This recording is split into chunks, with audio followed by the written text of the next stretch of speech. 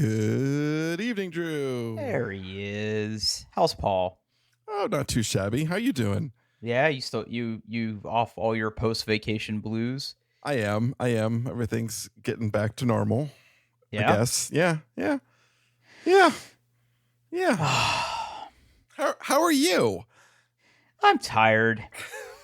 I'm very tired. I didn't sleep good last night, and I have to get up early tomorrow for reasons. Uh, Yeah. sorry. Nah, it's all good. But it's Friday. It's also the end of the month, and Mhm. I'm excited for some cooler weather. Hopefully, eventually, maybe one of these days. Man, my lawn is struggling, buddy. Oh, is it? Yeah, did I tell you I hired like True Green to like come spray my lawn for stuff? I don't think you did, but I'm not surprised. Yeah. Yeah. So I don't pay anybody to cut my grass. Yep. A lot of Same. people in my neighborhood do. I can 'Cause imagine. Yeah. these are relatively larger plots with decent yards, and a lot of people that live here. It's really weird. There's either younger couples with kids or people that have lived here like their whole lives, like built their houses here. Hmm. And across the street from me, it's more of the latter. And on my side of the street, it is more of the former. So, like, both of my neighbors to the left and right of me cut their own yards, but meanwhile, there are lawn guys that come and cut everybody's grass across the street. And, just because I was curious, I asked one of the guys one time when I was out getting my mail who was out there cutting the grass, and he's got like the zero turn boy, and he's got the Yeah. trailers all loaded up. And he told me what it costs. And I mean, it's not unreasonable, but I sort of like doing it. But the one thing that I don't have a lot of control over is like weeds in my yard. Yeah. It's really bad around sort of the curb going, around my house, just because right after we moved in, they replaced all our curbs, and it Oh, like it yeah. killed all the grass, and like a bunch of crabgrass grew back and some weeds and stuff. And for a while, I was actually out there like when I mow, what I like to do is I like to sort of walk with a little trowel in my pocket.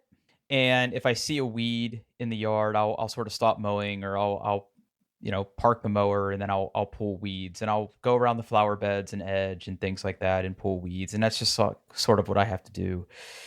But my front of my yard, there's a lot going on. There's a lot of things happening in my front yard right now.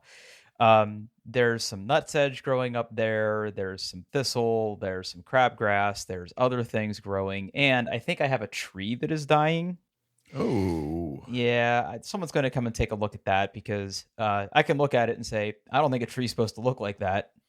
And Right. Right. that's about all I'm qualified to sort of give. Anyway, I hired True Green, and I had many, many mixed feelings about this, because I get spam messages from True Green. I don't mean like one time I went on their website and I signed up for a newsletter. Like, if I look in my spam folder for Gmail, there's like really suspicious True Green emails there. They're very aggressive. Yeah. Yeah. Yes. But there's a lot of people in my neighborhood that use them. The two sort of like sharks and jets type situation in my neighborhood is we have True Green, and then we also have Weed Man, which is just Weed man. yeah, chef's kiss. It's they Weed Man. I saw that truck one time at my old house. It's a legitimate company, and it's just beautifully named. Weed Okay. Man. Weed man. Yeah, Weed Man. Okay. There it is. Yep. They do the same thing. I think they all spray the same stuff. I don't know. Whoever owns that company should just sell that domain name and like I know. live comfortably off of that for the rest of I their can't lives. imagine. I can't imagine what they would have paid for that domain name, right? It's Yeah, Weed Man. yeah. There's not a dash. There's not an No. underscore. There's not like a 4 where the A should be. It's not like weedman.biz. Right. Weedman.ru. Like it's Yeah. like it's Yeah. a good domain. Oh my god. Anyway, these are sort of the two trucks that we see in the neighborhood. So as summer sort of started to come out and more weeds were starting to pop up, I'm like, you know what? I'm just gonna do it. And it's just like everything else. Like, you could find coupon codes online. They run specials, and the first time they came out, it was like during that huge heat wave we had, so they weren't able Mhm. to spray anything. They just instead spread some stuff in my yard. But they've sprayed a few times, and it took a little while to take. It's not like they spray it and it dies overnight. Like it takes a couple treatments, but it's starting to look a little bit better. And there's a couple dead spots in my yard for when we had that really hot weather that I'm gonna probably have to like scrape the grass off, dethatch it, and plant some grass seed. But it's stressing me out way more than it should. I know it drives Mandy crazy that I stress out so much about it, but it's important to me. I like it. I want to make sure that it's good. Yeah. See, my theory or my philosophy to lawn care is do just enough to not get yelled at. Ta-da! And mostly when I'm saying yelled at, I'm referring to our homeowners association. So yeah. There are a couple houses in my neighborhood that also follow that philosophy. In fact, there is one house that their entire yard is green, but that's just because it's full of weeds. Mm. Yeah, the yard's really rough and the backyard's really rough. And it was interesting because if you were to drive down my street right when spring/summer was starting to hit, it was like cut grass, yard full of dandelions, cut grass, cut grass, cut grass. Yeah. And you could see it front and backyard, and they didn't care. And those dandelions they spread like literal wildfire, and it was kind of taxing. And it was actually, it's one thing if you don't want to cut your grass and you want to keep up with your lawn. Fine, I get it. Maybe, you're not able to do it, or you can't afford to, or I'm sure there's a bunch of reasons why you couldn't. But the minute that your lawn problem becomes my lawn problem, that's when I start to get a little bit mad, because now I got to get out there and pull thistles and dandelions and all sorts of stuff. Yeah, I mean, we treat for weeds and stuff, and like we take care of it. I put in the least amount of effort. Yeah. Yep. Yeah, I mean, I cut the grass once a week, sometimes longer if it doesn't rain. I fertilize, I seed. I'm actually going to look into getting some aeration done. I'm really worried about like Swiss cheesing my irrigation system, but I think Yeah. I think it's buried deep enough that it won't be an issue. But who knows? Hmm. All right, diving into actual content. Last episode I talked about buying a monitor, and I bought a monitor. What'd you buy? I bought, and Give let me me get a you link. yeah, I got to get you a link. Let me see if I can get you the actual. Ooh. And this is the monitor that I bought at the behest of the Artings site, as they said it was the best 4K gaming monitor that you could get. Okay.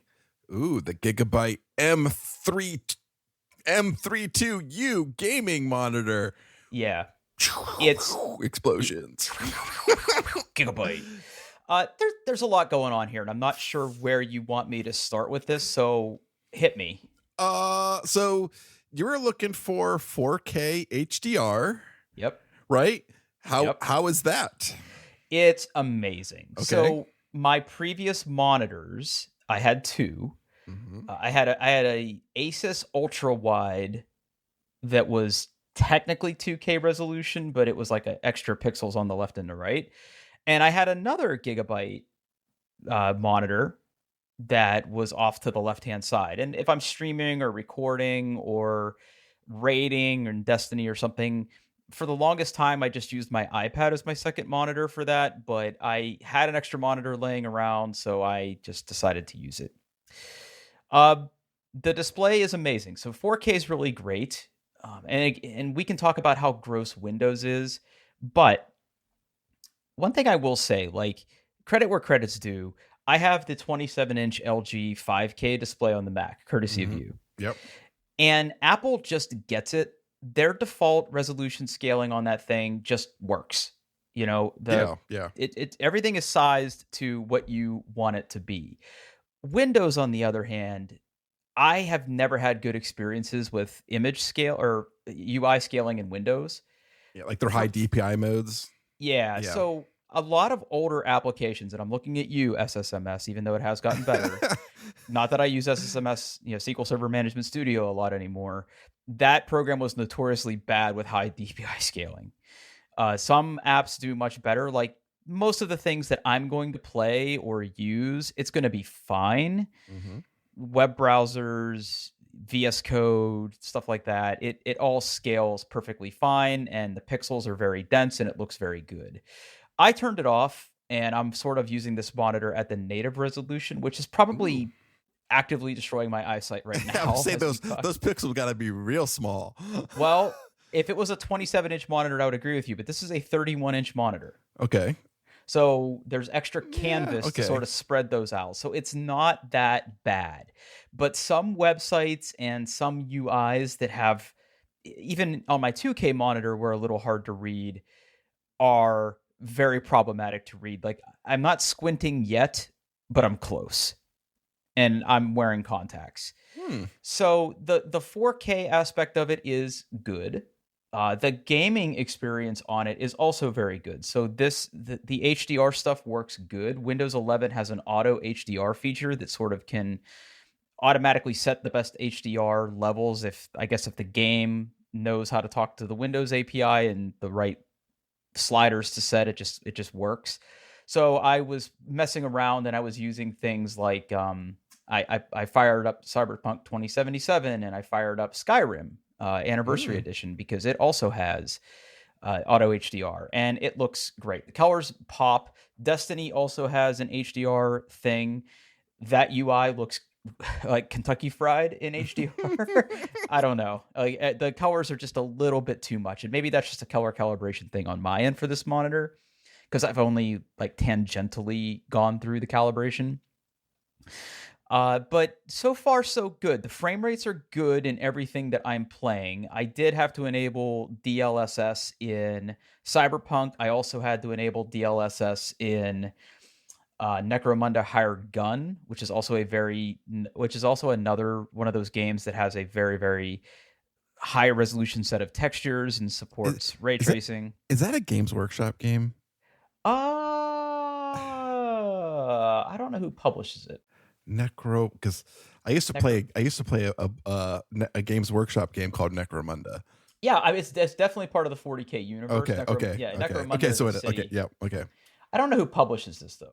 It doesn't, yeah, but yeah, Games Workshop's licenses are shit to It's Focus everybody. Entertainment, but Yeah, it's yeah. Focus Entertainment, so they do good stuff. It's actually a pretty cool little game. You're like a mercenary that goes on missions, and you can like put mods in your body, and it takes place in the grim dark. There's guns and there's loot, and it's a pretty good game. I've only scratched the surface with it because I keep getting distracted with Destiny, but I picked it up on the last Steam sale, and it's a very good game. Let me put a link in the show notes to that. But yeah, if you like that stuff at all, I would check it out. I mean, it's not a bad game by any stretch. When it first came out, it had a bunch of bugs. Surprise, surprise. Right. But it's actually a pretty good game. Anyway, so for the most part, I'm good with the performance. I think the benchmark will be when the new Call of Duty hits in September/October timeframe. If I'm able to play that multiplayer at a very high frame rate with everything turned up, even though I usually turn off ray tracing in like competitive FPS games just because I don't want it. I want to have good visuals and good distance to see people and head glitch everybody. But anyway, so my 4K gaming on this is actually pretty good. I have the monitor a little bit further back on my desk than my other one, but still it seems massive just because it's 31 instead of a 27. Right. Yeah. And it does really good. Like, it gets out of your way. It has a relatively straightforward UI. There's all sorts of like game sense and all sorts of crap that I probably could enable, but I don't. I want the best color depth and I want the best everything else, and so much be damned. But anyway, it's really You don't want aim stabilizer sync turned on. Sorry, no. I'm literally looking at the unique features list right now. Yeah. I don't know what any of that means. I don't know what any of that means. Now, I will say this. I am slowly becoming a Gigabyte fan. Okay. Out of the last 3 computers I have built, 2 of them have used Gigabyte motherboards. There is a computer that I sold to a friend that was a Gigabyte motherboard, and then my encoding machine before I upgraded to this Intel was running on a Gigabyte motherboard. And I'll tell you what, I would own another one. I just didn't like the feature set of the Intel board that Gigabyte was offering for the price versus the Asus board that I bought for this. But I've come around a lot on Gigabyte, and my other 2K gaming monitor that is just kind of off to the side right now. That is also a gigabyte monitor, and they're fine. When you look at the price of what these offer over something like a Samsung or an Alienware or an LG or even a comparably priced Asus, you will spend this much money that I spent on this for just a 27-inch. Now, this monitor isn't perfect. It has AMD FreeSync, which is not NVIDIA G-Sync. I'm not sure if it is G-Sync compatible. Actually, let's check right now because I don't think I ever checked that. And that's just for like screen tearing and set up G-Sync. Enable G-Sync compatible. Yeah, so it is G-Sync compatible. So it's fine, but it doesn't have that certification from NVIDIA. It's a very, very thin monitor. And this is a complaint that I have with hardware these days in general. The power cord is far too short. Yeah. I have a standing desk. I cannot use the standing feature on my desk right now because where I have my UPS and where this monitor is, there's just no way it's going to reach. So I'm going to have to get like an extension or something to be able to plug that in. But all my monitors have that problem right now. The only monitors that I don't think that's a problem on is if you buy a monitor that has a power transformer, because then you have two cords. Yeah. And two cords are longer than one. But this just uses a standard, power supply cable. So if I could find a long enough one, it wouldn't be an issue. I'm sure Amazon will gladly sell you one. Jeff Bezos will sell me all sorts of stuff if I really ask him too nicely. And even if I don't ask him nicely. Yeah, he doesn't care. He'll sell you anything. Now, the other feature that this monitor has, and I have not explored yet, is it has a built-in KVM. Oh, I saw that as a feature, and I was wondering if you were using. I assumed you probably weren't. But I'm not yet, but I'm probably going to if I can get my hands on another Raspberry Pi here pretty soon. So the way it works on this monitor is on the back of this monitor, there is a plethora of USB ports. And if you connect the USB from this monitor to your computer, there's a little KVM switch on the back of the monitor that you can touch, and it will basically transfer the display to another input that you can then match to a series of USB ports on the back of the monitor. And it will transfer keyboard, mouse, or whatever peripherals you want over to that other machine. It's pretty slick in practice. I have not tried it yet, but like I said, I just haven't had a machine that I can hook that up to. Yeah, no, it's good. There's like an OSD sidekick dumb thing that I can install, but I don't want any more bloatware. But it's good. I think I made a pretty good choice. I was trying to find a good deal on it, but they all seem to be the same price everywhere. And I could have gotten a 27-inch Samsung 4K thing, but the 31 really kind of spoke to me. And just like with a lot of things, I don't buy a monitor without looking at it first. So again, we're blessed that we live so close to a micro center that we can actually go look at all the monitors. And when I was sort of walking through the monitor section and identifying the different models that I was interested in, I was like, yeah, this is the one. Even though the Samsung one, I think, had some better color depth technically for some of their stuff. I mean, this one isn't bad. Let's put it that way. But I could have paid more and gotten mini LED or something like that. But this one's just an IPS panel, and it's totally fine. Those are good panels for gaming. So, yeah. Yep. Yeah. Any other questions for me on that? I don't think so. I'm happy that you're happy, Drew. Yeah, solid recommend. If you're and the other thing is now I want a second 4K monitor. Oh. Yeah, so my other monitor is off to my side now, and back when the same monitors had the same pixel height, I could just drag my mouse from left to right, but there's more pixels on one monitor than the other, so unless I get it just in the middle, I can't get my cursor over to the other side. So that's kind of annoying. It's just so night and day where like if I take Discord, if I take the Discord app and I split it between the two monitors, it's astounding how much more pixels there are. So I would really like to get another, and I don't need like a big gaming all caps monitor for that one. I just need something I can connect with HDMI and just maybe even tilt vertically. I would like to maybe do that. So there's a couple cheapies that Dell cheapies, air quotes, Dell makes that I could probably turn on its side and use that are only a couple $100 versus several $100. So to be continued there, but big thumbs up. If you're in the market for a good solid 4K monitor and you even game a little bit, this is a solid choice. You obviously don't need to spend this much if you just need productivity and 60 hertz, obviously, but for 31-inch 4K monitors, it's a great price, and it's a really gaming good. monitor. Yeah. It is a gaming. It's for the gaming. But I need this for my work. Okay. I need this for my work. That's the reason. That's the reason. I don't believe you, unless your work is playing or making video games. Nope, I don't do any of that. Oh.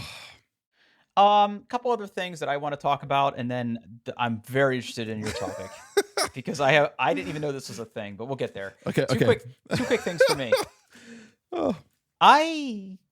Facebook Marketplace continues to baffle me sometimes. I have no context for this because I have never looked at Facebook Marketplace ever.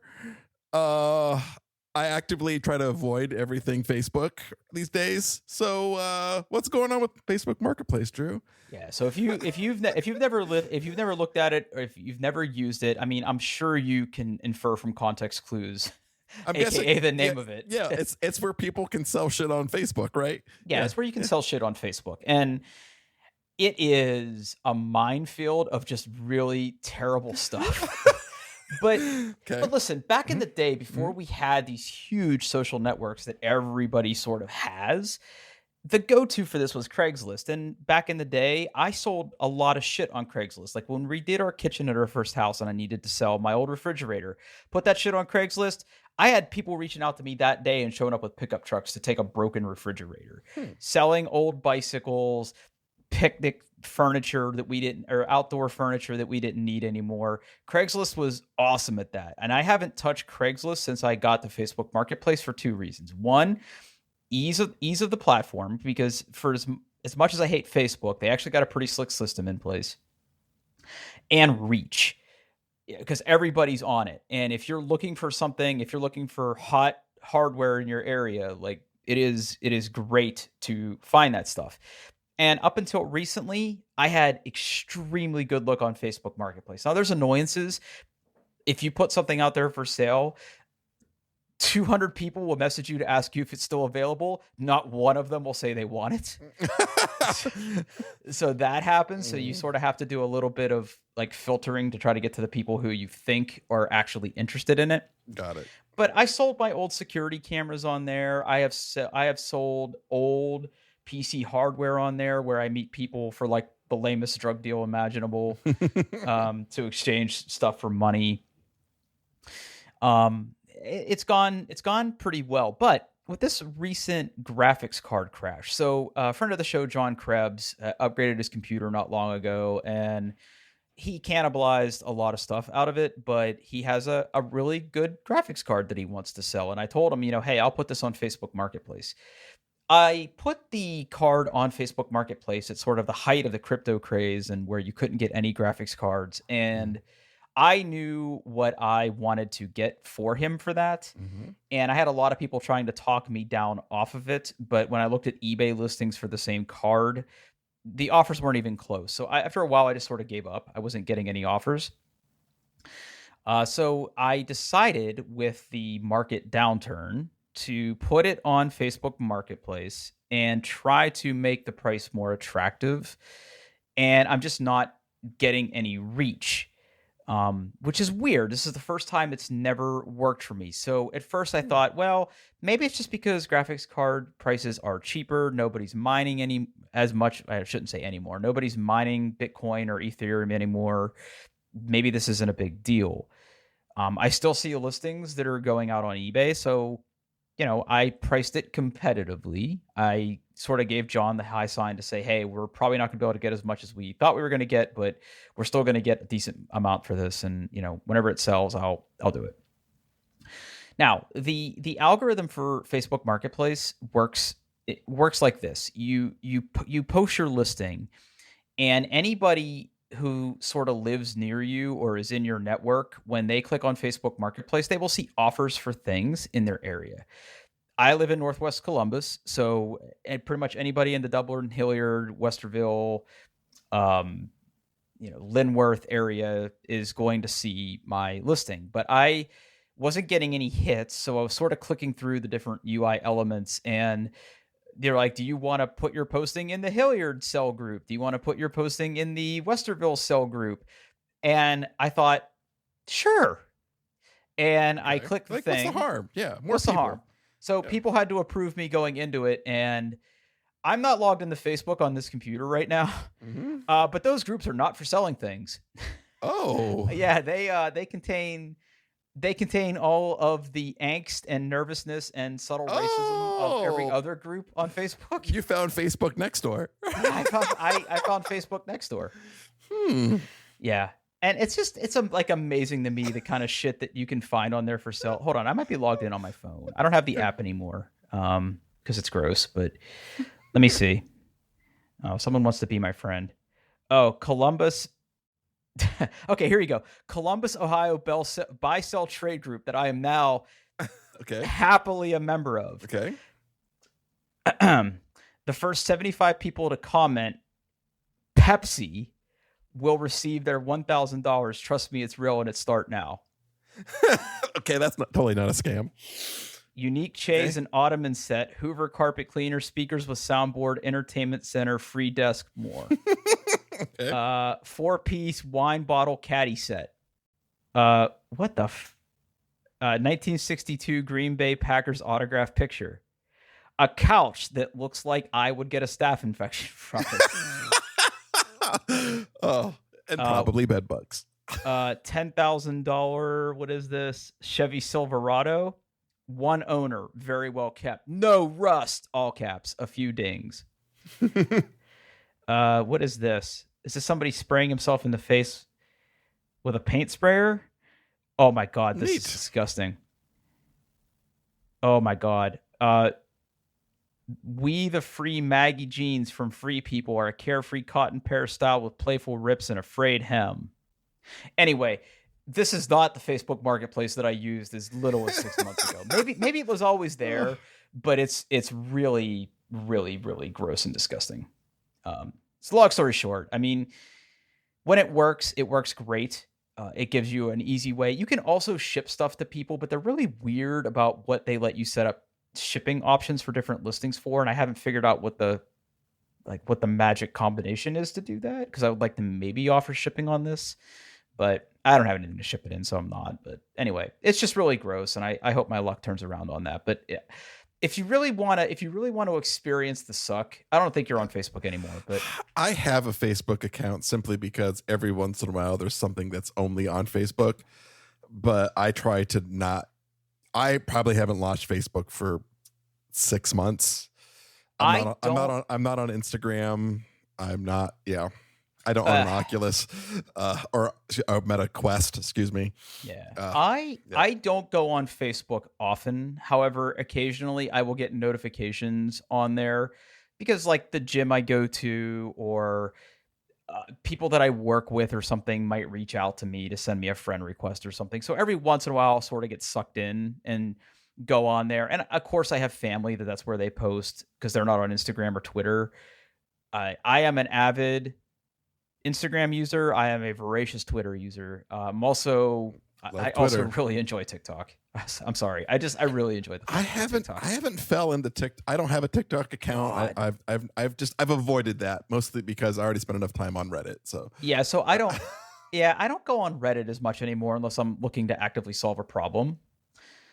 Because my my Reddit For You page quickly was oops all porn.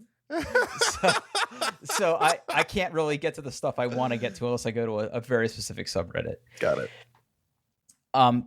So it's interesting. I know there's a huge crackdown on TikTok right now, and people are saying that it's a really scummy app, and like the Chinese are still in our internets or whatever. I don't know what that. I don't know what the olds are complaining about, but I know that it is pretty scummy with its data collection and everything. And It's it's so bad. However, I registered account for one very simple reason. Occasionally, I will see a recipe for something that I want to make, and Okay. I need a way to save that. I need a way Okay. to favorite that so I can go back and look at it later. Hmm. That is the only reason I have a TikTok account. Otherwise, I have a couple people on there that I follow, mostly dog related content. Occasionally, there are funny people on there that I will find and follow as well. It's good. Like before I go to sleep at night, I fire up the phone and I'll scroll 20 minutes of TikTok, and it's a great sort of palate cleanser from an otherwise shit filled world of everything else. I don't Oh, know. So there's some really funny shit on there. some really there's I think people are just exceptionally creative, and I'm not. Just what they can do with that short yeah. amount of time and those Yeah. reels, I don't get it. All right. I've talked literally for the 30 minutes of this podcast. Talk to me about this next topic. So, I started playing. Well, it's only been a couple of days now because I think I just started playing it, or it just came out in open beta. Have you heard of this game, dude? Have you heard of Multiverses yet? So it is landed on my radar Mhm. because gamers were mad about Taz, and now apparently LeBron's in it. Yeah. Yeah. So when I saw like this was vaguely on my radar that it was coming out, but I kind of ignored it because it looks awful, Drew, right? It is a character-based fighting game. Think Smash Brothers, done using Warner Brothers characters. You know, all of those classic Warner Brother characters. So like the cast includes, let's see, let's put some highlights in here.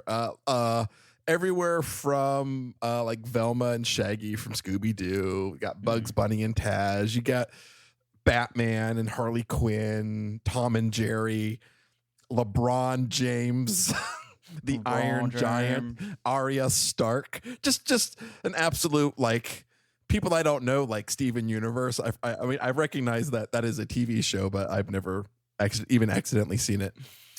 People from Adventure Time. It's just got a totally bonkers cast of The of roster characters. the roster looks fantastic.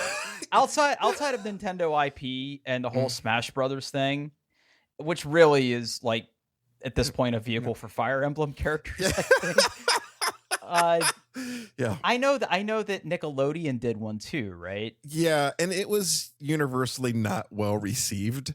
There was no voice acting. Yeah. Like, how can you have SpongeBob and not have classic SpongeBob lines? Yeah. Anyway. So it's a free to play model, right? So like you can you get a couple of characters for free, and as you play, you earn gold, and you can use gold to unlock more characters, or uh uh everything you can buy is cosmetic. All the, you know, it's got the traditional model. Cosmetics cost money. That's how they make their money. As you play each character, you kind of level them up and unlock perks. This makes your character a little bit better and gives you a little bit of strategy as you're picking what perks to pick. I'm like on a LARP. I'm like, well, it's free to play. What could go wrong? It is really focused. So it's still in beta. Let's just say it is still in beta. They're still figuring things out. They're still tweaking things and doing stuff. And they really, like the core gameplay mode is online 2v2 games.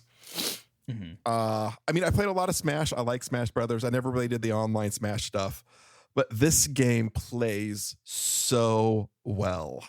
Okay. It is incredibly fun, Drew. All the characters seem relatively balanced. I mean, there's a meta that's forming, right? Like there's too much Shaggy and Velma right now. Screw all that. Taz just got nerfed. You know, stuff like that. There's a lot of people play LeBron James. I don't understand why. I haven't tried playing him yet, but I see a lot of LeBron.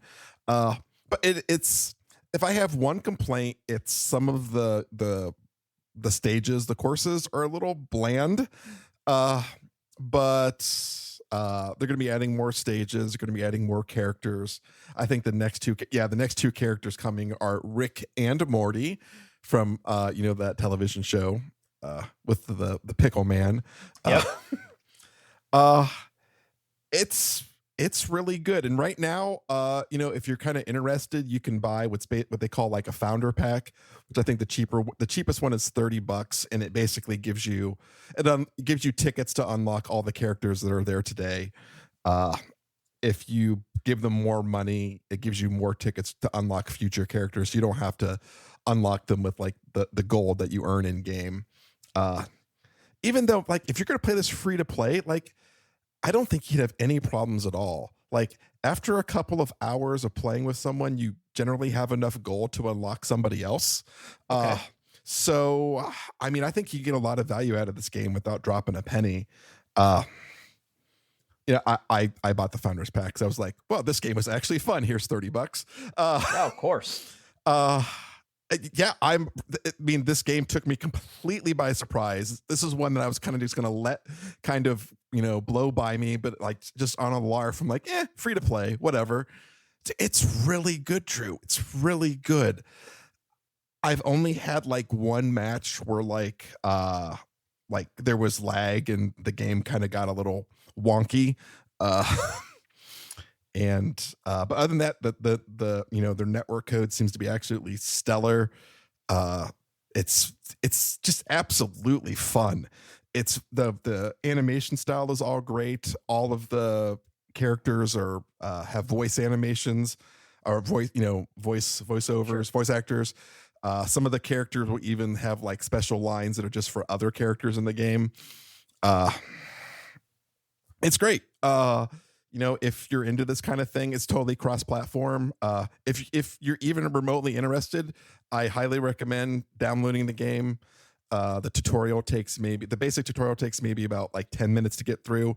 Then you can just jump right in and start uh, playing characters. It's got that Smash Brothers style where as you do damage, the damage builds up and that causes them to like get knocked back further and you're trying to knock them off of the screen. So it's basically that, the Smash Brothers style game. Sure. But it's great. It's Yeah, great. like It's I think they call it a brawler. yes. Yeah, I think that's right. Yeah, it's great. It's absolutely great.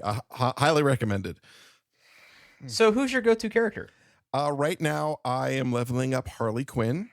Oh, I just I played a little bit of Wonder Woman. I played a little bit of Superman, but Harley's the one that really just uh, I don't know. I like her move set. It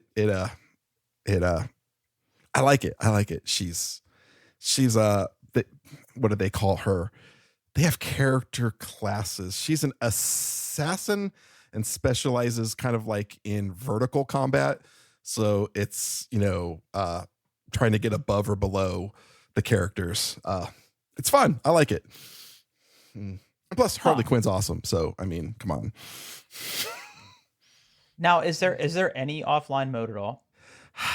So, not like, again, beta, not really. There is like, you can play kind of on your couch with people, but it's very, very limited. It really wants you to have 4 people playing 2v2. You can't play like, one of the things we always used to do with me and my kids is we would play Smash Brothers where the 3 of us would be on a team and we fight just a hilarious amount of bots. That isn't an Yeah. option. That is not an option, at least not yet.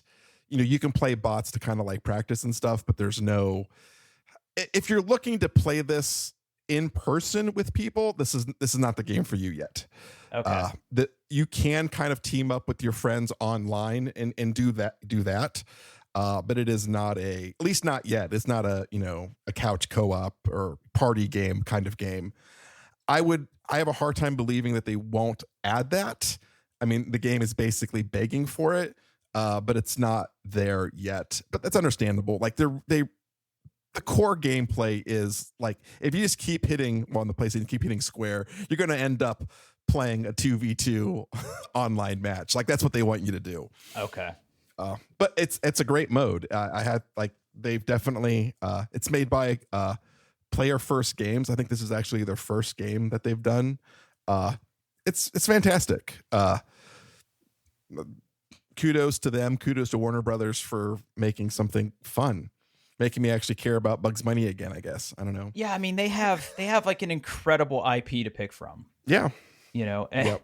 Yep. And yeah, I saw a couple articles when the Mhm. game first launched about how Velma was secretly OP, but Mhm. everybody hated Taz. Yeah. Um, Everybody. I Yeah.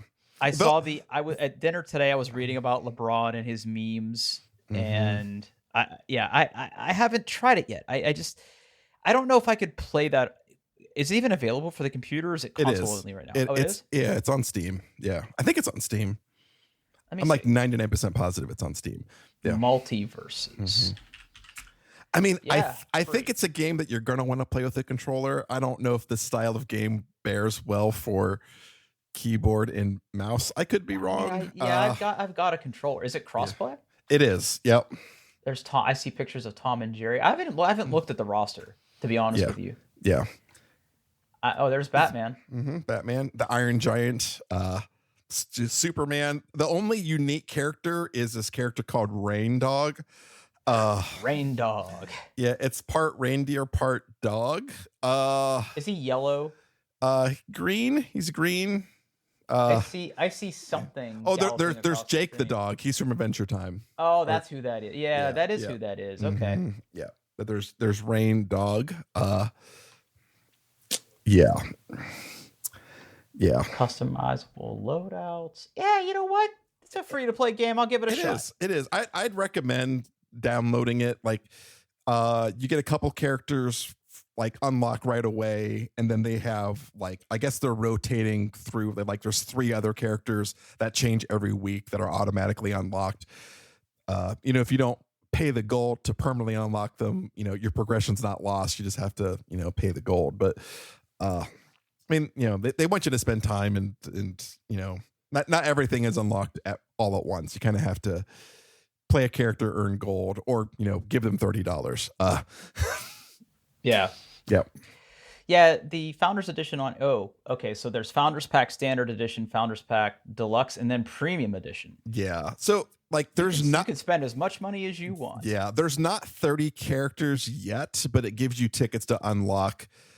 So I'm guessing they have at least 30 characters planned. Wow. Yep.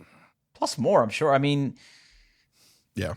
okay. So yeah, okay.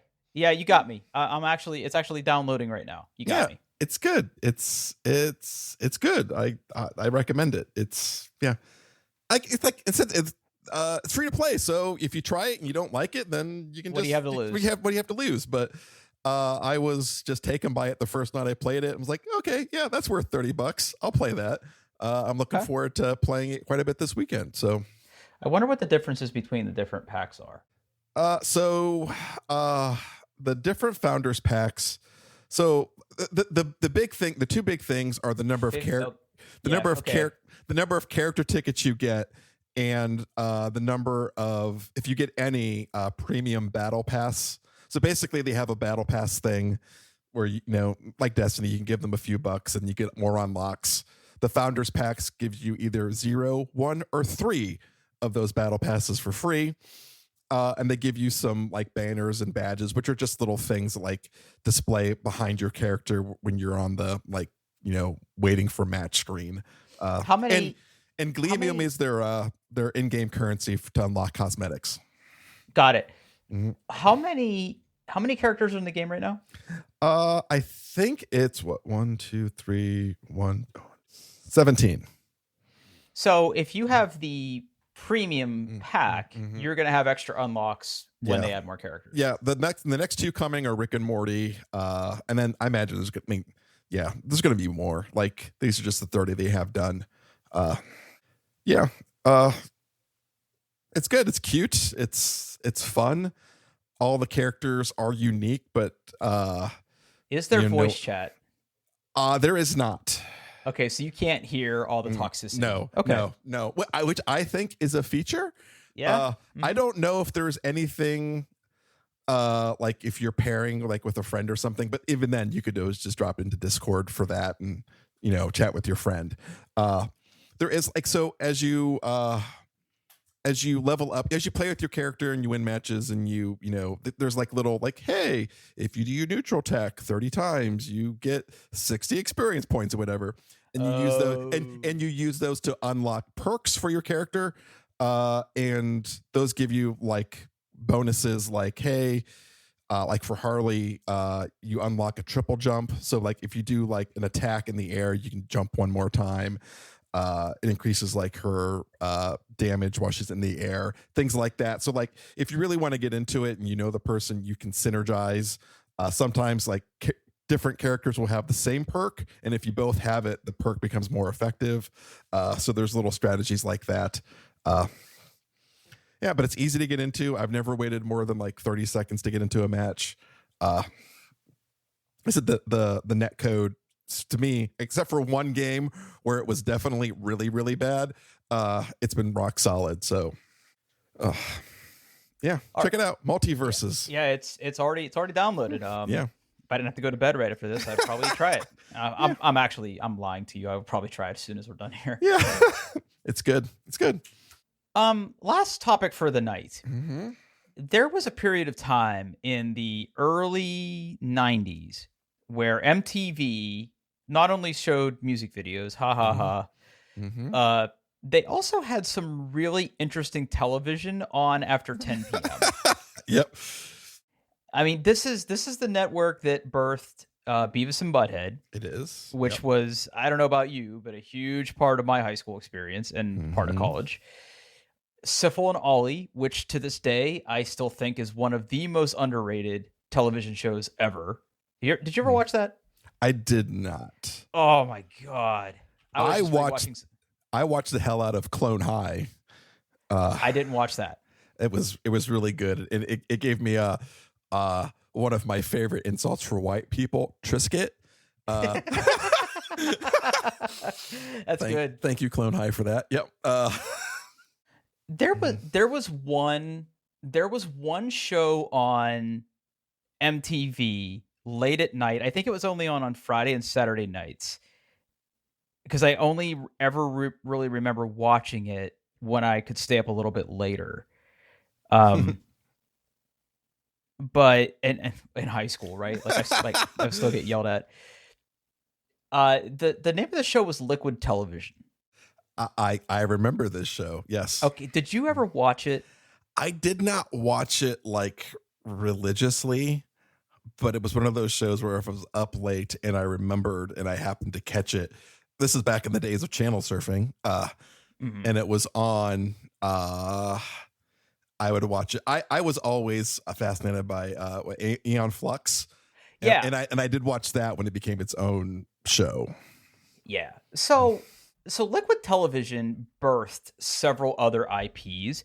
And what this was is it was an animation showcase where people could release like a little 2 or 3 minute animation, sometimes longer. And MTV would sort of bundle it up and put it in the Liquid Television segment for the week. I think the biggest thing that sort of came out of Liquid Television was probably Aeon Flux. There were other ones too. Beavis and Butthead was originally on there. Beavis and Butthead came out of it too. Yes. And was another one that came out of there too? I can't remember. Anyway, Aeon Flux was really interesting. That was such a weird. It was weird. It at the time it really blew my mind because I hadn't been exposed to non-Western animation.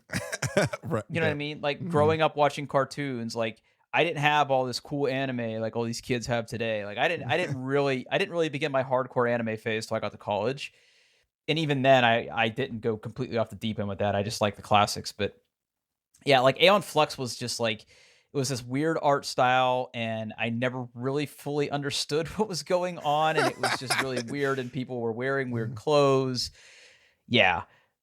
But there were other things on there that were just really, really fascinating. And listen, they're not all winners, okay? Like some of them are bad. Yeah. I was able to find some old episodes online and watch them. I'd say it's about 50% watchable. There's some things that are problematic, let's say, that were on the show. It's a period of that time, yeah. Yep. But they mixed it in with like really good music. There was one, and the reason this was on my radar this week is I think it was last Friday. I was sitting around and I was thinking about old TV shows. And then I thought about Liquid Television. And then I thought about this one particular animation that I saw on there. Let me see if I can find it again. What was it called? It was on episode 3. What was it called? Buzzbox. It wasn't Buzzbox, was it? What was it? Oh, The Running Man. It was called The Running Man. Yes. It was in episode 11 of season 2. It is one of the coolest early 90s animation. I think it was made by some French. Oh no, it says by Yoshikara. Oh, it was the same. Oh, I didn't know this. I just learned this from Wikipedia. So the guy who made this, and I don't know how to say his name, but he's also the same guy who wrote, or he was the creator of Ninja Scroll and also the creator of Vampire Hunter D. So it's called The Running Man. And apparently it is, what is this? Apparently is part of a larger film called Neo Tokyo. And it is just such a cool thing to watch. And I remember sitting there as a young kid watching this and thinking, how do I get more of this? Like because it was so crazy. Because think about it, like before, like the internet was around. I'm not going to pretend that we didn't have the internet, but we certainly didn't have video sharing platforms other than I guess technically real media, but there wasn't like YouTube. Right. You couldn't download a multi-megabyte, let alone multi-gigabyte video file of any of this crap. I'm sure that you could, but I certainly wasn't going to do that on my 28K modem, right? Or 14. I don't even have a 28K back then. I think I had a 14.4. But there was no way to really get access to this kind of media. And I just remember watching this thinking, and like part of my brain just sort of like the gears rotating like a watch and thinking, there's got to be more of this. There's got to be more of this stuff. And there obviously was, but this was like my only really avenue into it. And I just loved the show for that. And I don't know why, probably just time and distractions. I just sort of stopped watching it. And I don't know how. I think it was only on for a few seasons and MTV reran the hell out of it. But it was one of the coolest shows that I remember watching. And it was part of that larger block. So on any given night on MTV after 10 o'clock, well, I guess technically after 9 o'clock, like you had Beavis and Butthead, you had Syphil and Ollie. On Fridays and Saturdays, you had Liquid Television, and there were other shows like the one you mentioned that I never even watched, but it was so good. I'm going to put a link to that Running Man episode on there. I really, really encourage you to watch it. If you're not into like really abstract animation, where the typical anime thing where like plot is all like supposition, like you sort of have to you sort of have to glean what's happening, but once you sort of figure it out, it's like you're hooked. So I'm going to put a link in the show notes here. Let me see if I can grab it. Running Man. When I watched it, I don't think I watched it on YouTube. YouTube. Now, speaking of weird MTV shows, now this was like in the early 2000s. Did you ever watch Wonder Chosen? No. So I can't believe this show was on television. I'll see if I can find some of my favorite clips. It was done in that kind of like Sesame Street style, but it was definitely for adults. It was just absolutely just bonk. Just I mean, it was on technically on MTV2. It was originally called Kid Show, but they had to change the name because it is not a kid show.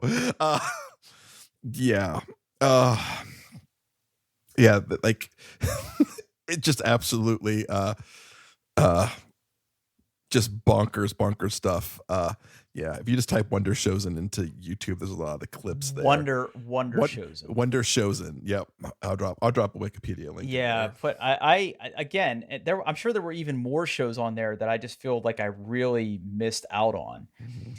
And I think this, if I'm reading this correctly, because I'm sort of like doing this all in real time right here, this was like 1987 is when this one, and I don't know when Liquid Television got a hold of it. Yeah, the only video link I can find for this is a Vimeo link. I can't find it on YouTube. Huh. But oh crap, come here. Get back here, this stupid thing. Where's my cursor?